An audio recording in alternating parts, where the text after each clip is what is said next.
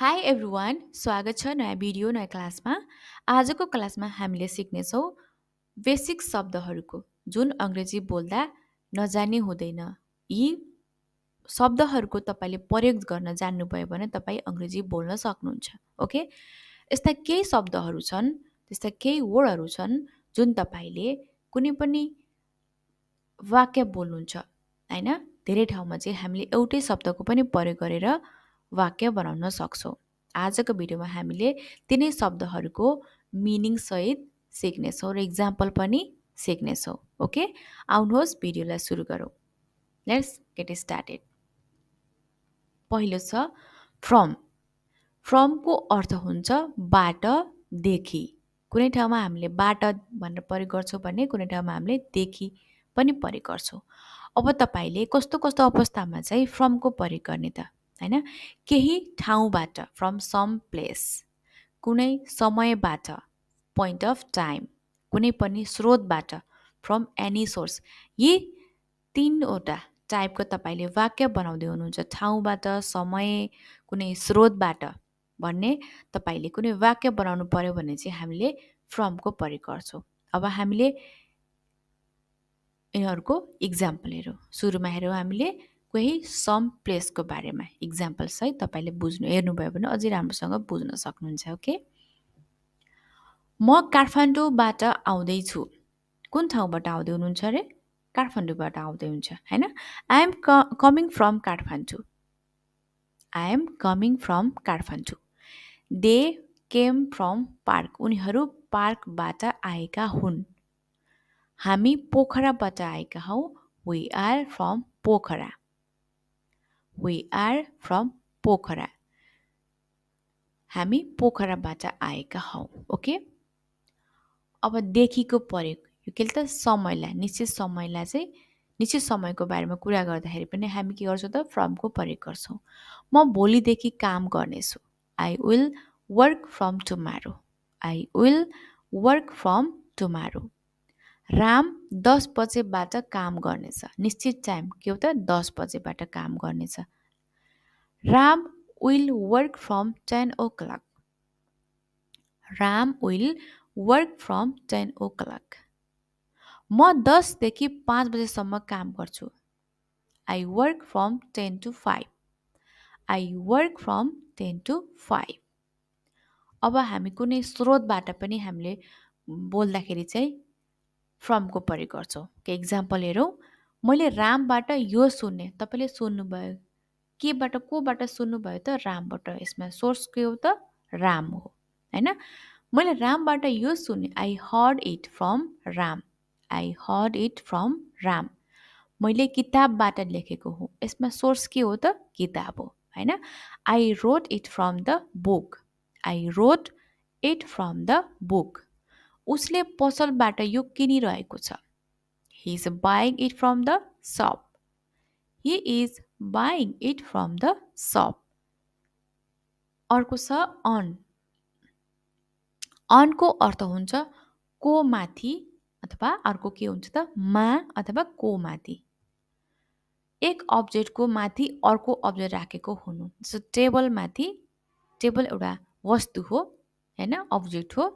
त्यो माथि के किताब राखेको छ भने अन द टेबल भन्ने हुन्छ हैन, को माथि। ओके, इक्जाम्पल हेरौँ। पेन टेबलमा राखिएको छ। Pen is kept on the table. Table भयो, त्यसमाथि पेनको माथि, टेबलको माथि भनेको के भयो त? अनको प्रयोग हुन्छ हैन। पेन टेबलमा राखिएको छ। Pen is kept on the table. ऊ हात्तीको माथि बसेको छ। He is sitting on the elephant. He is sitting on the elephant. किताब ल्यापटपको माथि थियो। Book was on the laptop. Book was on the laptop. अब मा को मा पनि लाग्छ र डे र डेटसँग चाहिँ कसरी लाग्छ त अनको प्रयोग, त्यो जानु है त। अनको प्रयोग हामीले डे र डेट, दिन र मितिसँग पनि हामीले अनको प्रयोग गर्छौँ। इक्जाम्पल हेरौँ। म आइतबार गएको थिएँ। के हो त? डे भयो नि। आइतबार भनेको त डे हो, दिन हो हैन। I went on Sunday. I went on Sunday. म आइतबार गएको थिएँ. I went on Sunday. ऊ 20 डिसेम्बर 2015मा आएको थियो. मिति मिति पनि भयो, डेट पनि भयो होइन. डेटसँग हामीले के त अनको प्रयोग गर्छौँ, right. He had come on 20 December 2015. हामी सबै सोमबारको आउनेछौँ. कुन डेको आउँछु त? सोमबारको. डेसँग के लाग्छ त? अनको प्रयोग गर्छौँ, right. We all will come on Monday. We all will come on Monday. हामी सबै सोमबारको आउनेछौँ. We all will come on Monday. Okay. अर्को छ टु. टुको प्रयोग को, तिर, सँग, लाई, सम्म, होइन. यस्ता वाक्यहरू बनाउँदाखेरि हामीले टुको प्रयोग गर्छौँ. त कुनै ठाउँको बारेमा तपाईँले बताउनु पर्यो भने. ओके. म स्कुल जाँदैछु. कुन ठाउँको? स्कुल जाँदैछु. के त बोल्नु पर्यो भने के भन्ने त? I am going to school. I am going to school. म स्कुलतिर जाँदैछु भन्न पनि सक्नुहुन्छ तपाईँले. I am going to school. Rashi हाम्रो घरमा आउँदैछिन्. Rashi is coming to our home. Rashi is coming to our home. ऊ अस्पतालतिर जाँदैछ. He is going to hospital. He is going to hospital. Towards. टुवार्ड्सको अर्थ हुन्छ तर्फतिर. म स्कुलतिर जाँदैछु. I am going towards school. I am going towards school. Rashi हाम्रो घरतिर आउँदैछिन्.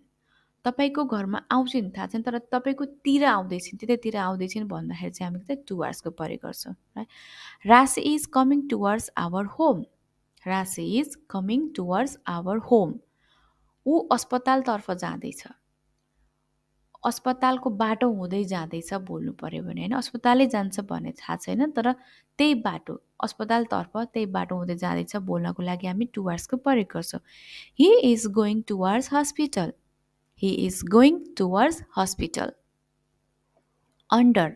अन्डरको अर्थ हुन्छ मुनि, तलपट्टि, मुनि. ओके. इक्जाम्पल. यसको केही अर्थ बुझौँ है त. कुनै वस्तुको तल तर पूर्ण रूपमा नछोइकन. कुनै वस्तु तल तर त्यसलाई चाहिँ पुरै नछोएको रूपमा चाहिँ हामीले अन्डरको प्रयोग गर्छौँ. ओके.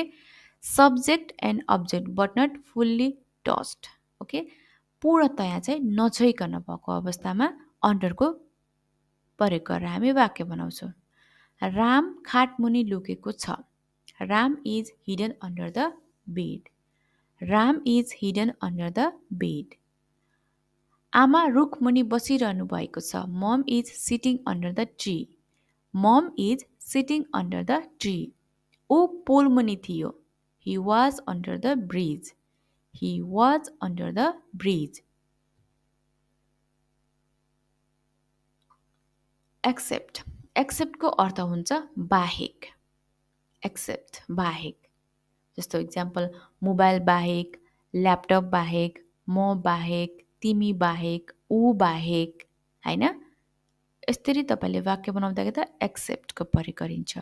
को छोडेर, छोडेर एक्सेप्ट. यो भन्दा यो केही छोडेर तपाईँले वाक्य बनाउनु पर्यो भने यसको कन्सेप्ट बुझौँ. मसँग स्यामसुङ बाहेक धेरै कम्पनीका मोबाइल छन्. तपाईँसँग स्यामसुङको छैन, त्यसको छोडेर अरू सबै कम्पनीका मोबाइल छन् भनेर बोल्नु पर्यो भने. Except Samsung, I have mobiles of many company. Except Samsung, I have mobiles of many company.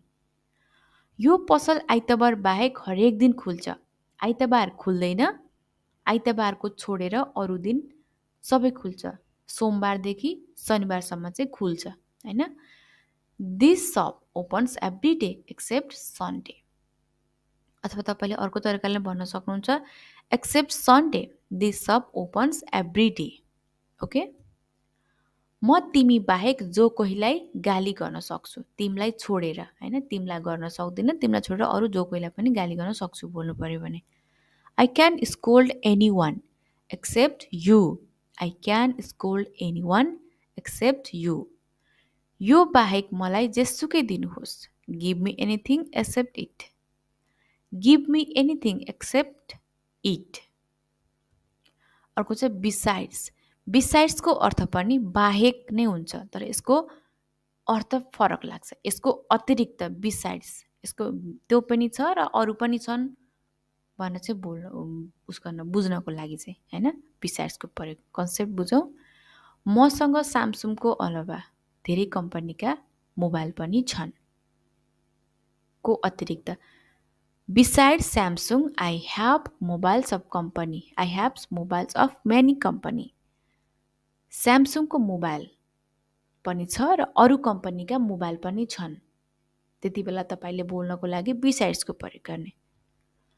यो कलमको अलावा मसँग अरू 2वटा कलम छन्। यो कलमको अलावा बाहेक मसँग अरू 2वटा कलम छन्। Beside this pen, I have 2 more pens. यो पेन पनि छ र अर्का 2वटा पेन पनि छन् भन्नको लागि चाहिँ I have 2 more pens besides this pen. अमनको अलावा मसँग अनिस पनि छन्। तपाईसँग अमन पनि छ, त्यसको अतिरिक्त अरू के छ, अनिस पनि छ बोल्नको लागि चाहिँ Besides Aman, I have Anis as well. Besides Aman, I have Anis as well. तिमी बाहेक मसँग को छ र? Who do I have besides you? Who do I have besides you? अर्को छ between. Between को अर्थ हुन्छ बीचमा, बीचमा।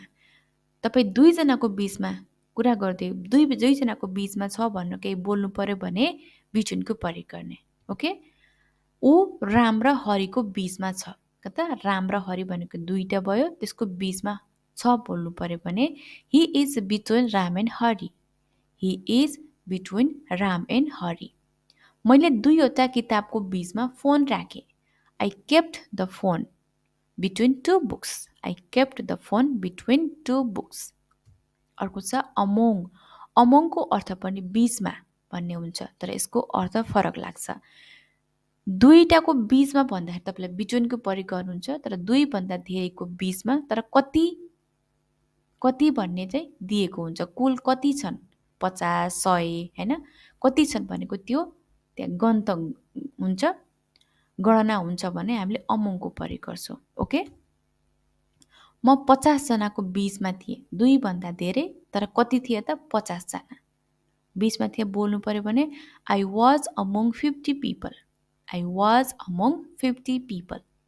अमन 4 जना मान्छेको बीचमा छ। अमन is among 4 people. Aman is among 4 people.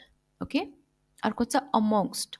amongst भनेको पनि अर्थ बीचमा नै हुन्छ, तर यसको अर्थ फरक लाग्छ। 2 भन्दा धेरैको बीचमा, तर कति भन्नेको दिएको हुँदैन। कुल कति भन्ने तपाईलाई एकिन हुँदैन भने हामीले amongst प्रयोग गर्छौं। 2 जनाको बीचमा भन्नु पर्यो भने तपाईलाई between को प्रयोग गर्नुहुन्छ। 2 जना भन्दा धेरै तर कति भनेर गणना गर्न सकिन्छ भने among। अब 2 जना भन्दा धेरै कति दिएको छ भन्ने थाहै छैन हैन, गणना गर्न सकिदैन भने त्यति बेला हामीले amongst को प्रयोग गर्छौं। एक्जाम्पल, म भिडको बीचमा थिएँ। I was amongst the crowd. भिड भनेपछि त त्यहाँ मान्छे कति हुन्छन् थाहा हुँदैन, गर्नै सकिँदैन नि हैन, त्यति बेला के त amongst को प्रयोग गर्ने। म भिडको बीचमा थिएँ भन्न तपाईले बोल्नु पर्यो भने I was amongst the crowd.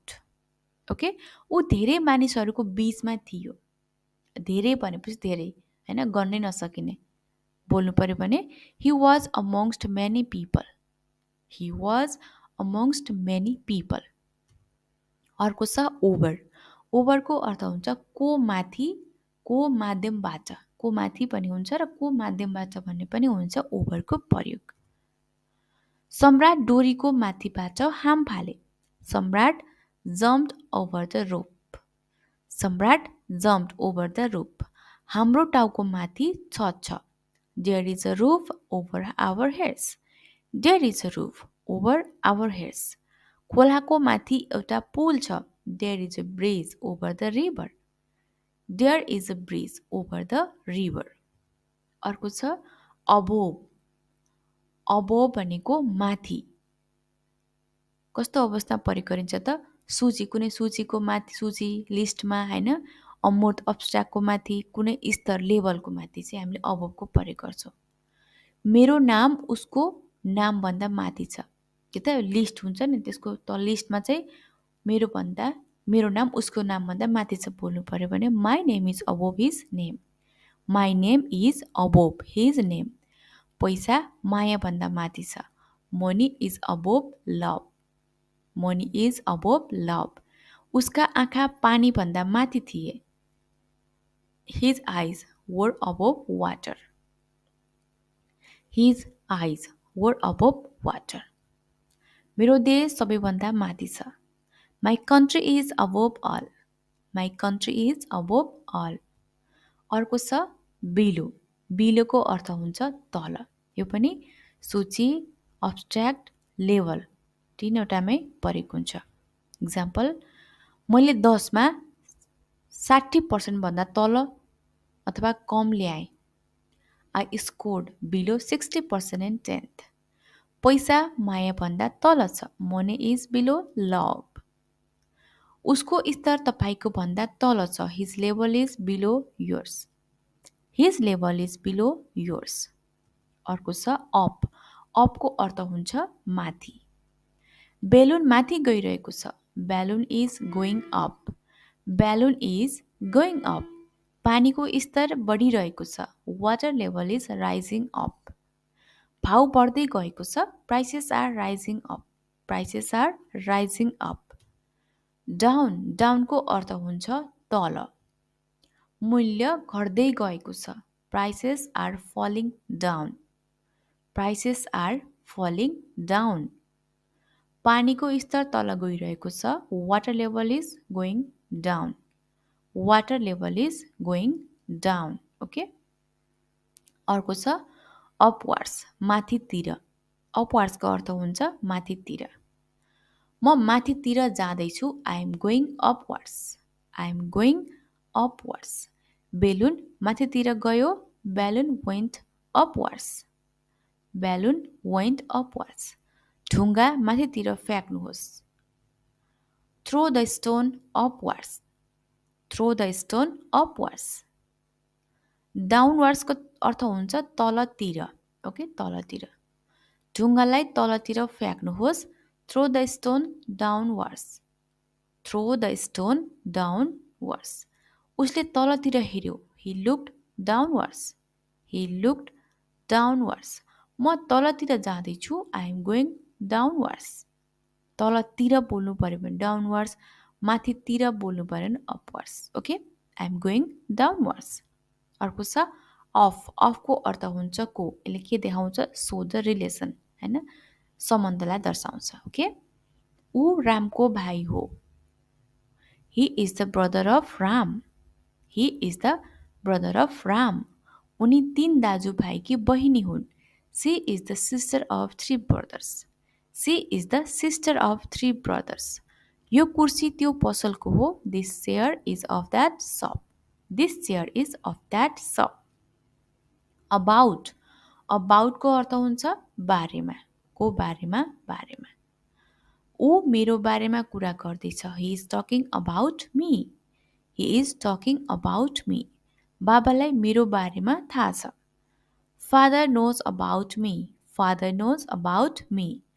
उसको बारेमा कुरा नगर, don't talk about him, don't talk about him. Ago, अगोको अर्थ हुन्छ समय पहिले, समय पहिले, समयभन्दा के त पहिलेको कुरा देखाउँछ अगो। म यहाँ 2 वर्ष पहिले थिएँ, I was here 2 years ago, I was here 2 years ago। बुवा 4 दिन पहिले आउनु भएको थियो, dad had come 4 days ago, dad had come 4 days ago। उनले 36 वर्ष अगाडि अवार्ड जितेका थिए। कुनै तपाईले अगाडि पहिलेको कुरा बोल्नु पर्यो भने चाहिँ अगोको प्रयोग गर्ने। ओके, उनले 36 वर्ष अघि अवार्ड जितेका थिए, he won the award 36 years ago, he won the award 36 years ago। Okay guys, आजको लागि यति नै। आई होप तपाईलाई यो भिडियो राम्रो लागेको छ होला। यदि तपाईलाई यो भिडियो मन पर्यो भने लाइक, शेयर एन्ड कमेन्ट गर्न नभुल्नु होला। ओके, र नयाँ साथी च्यानलमा जोडिनु भएको छ भने, पहिलो पटक च्यानललाई हेर्दै हुनुहुन्छ भने च्यानललाई सब्स्क्राइब गर्न पनि नभुल्नु होला।